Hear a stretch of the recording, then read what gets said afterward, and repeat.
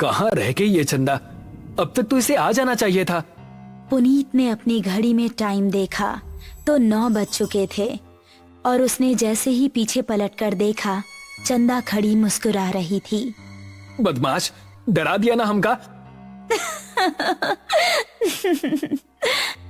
देखो हम तुम्हारे लिए क्या लाए हैं। ऐसा कहकर उसने अपनी जेब से एक डिबिया निकाली।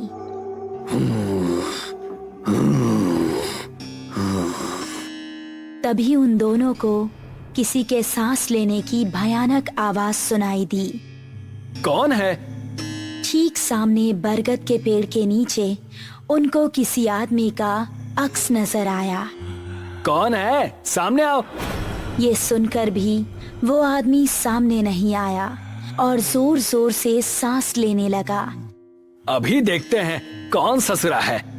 ये कहकर पुनीत उसके पास जाने लगा। जैसे ही पुनीत उसके पास पहुंचा, उसने भी 2 कदम आगे बढ़ाकर पुनीत का गला पकड़ लिया। उसको देखकर पुनीत और चंदा दोनों का दिल दहल गया। उस आदमी की गर्दन कटी हुई थी और थोड़ी सी खाल में अटकी लटक रही थी।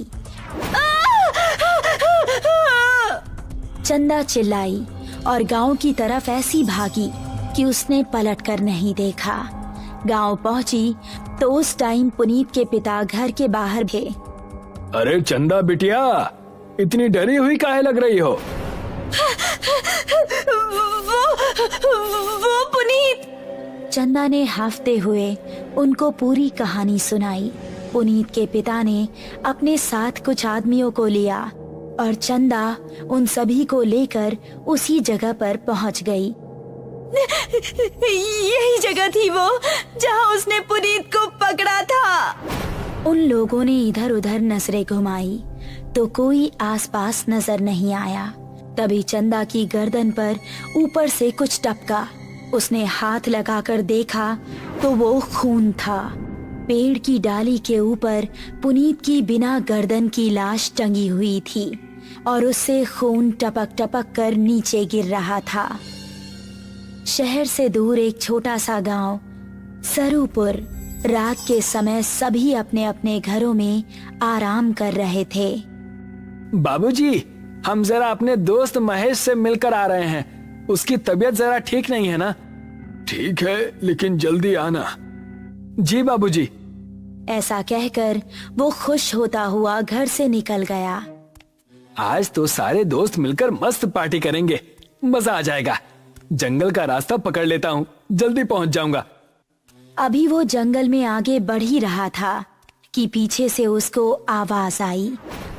अकेले ही पार्टी करने जा रहे हो? हमका साथ लेकर नहीं चलना है क्या?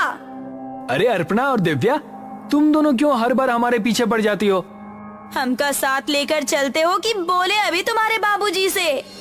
अरे नहीं नहीं मेरी माँ, चलो मेरे साथ। थोड़ी देर चलने के बाद वो तीनों एक जगह पहुँचे जहाँ रामू और महेश बैठे हुए थे। अबे ये क्या, तू फिर से लड़कियों को साथ ले आया? क्या करता है यार, हर बार की तरह इस बार भी धमकाने लगी थी दोनों। अब क्या करें, हम दोनों को भी अब पार्टी की आदत पड़ गई है। चलो थोड़ी सी शराब पी ली जाए। उसने पास ही रखी बोतल खोली और गिलासों में शराब पलटने लगा।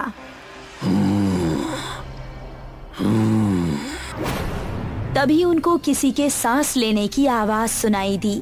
उन्होंने देखा तो पांचों के रोंगटे खड़े हो गए। सामने से कठमुंडू चलता हुआ आ रहा था। उन्होंने कदम बढ़ाए ही थे कि तभी कठमुंडू ने दिव्या को पीछे से पकड़ लिया। उसने दिव्या को इतनी जोर से कसा कि उसके मुंह से खून निकल गया। बाकी चारों अब बेहद डर गए और वहां से भाग निकले। दिव्या उसकी पकड़ में फंसी दर्द से कराह रही थी।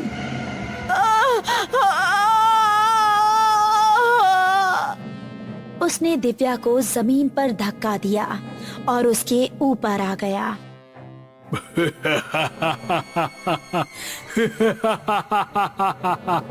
उसने दिव्या के सीने में हाथ डाला और उसके सीने से खून की धारा निकल पड़ी।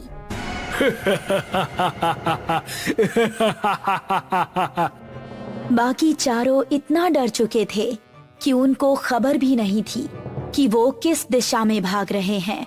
वो काफी देर तक भागते रहे। अब अपर्णा की हालत खराब हो चुकी थी।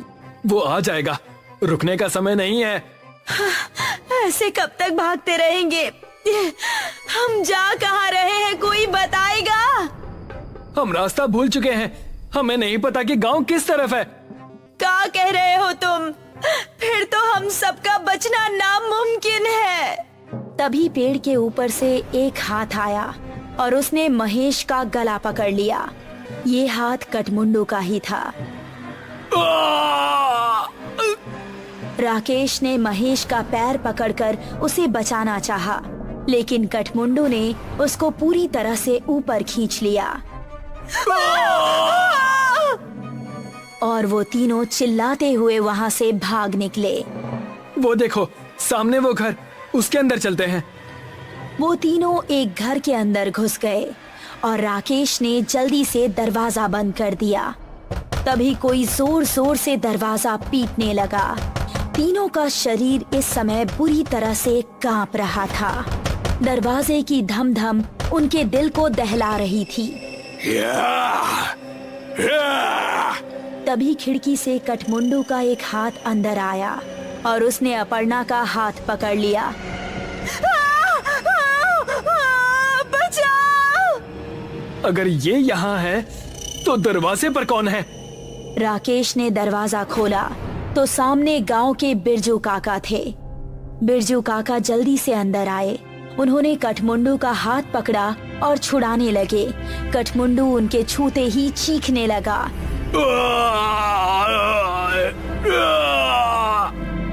वो चीखता चिल्लाता हुआ वहाँ से भाग गया।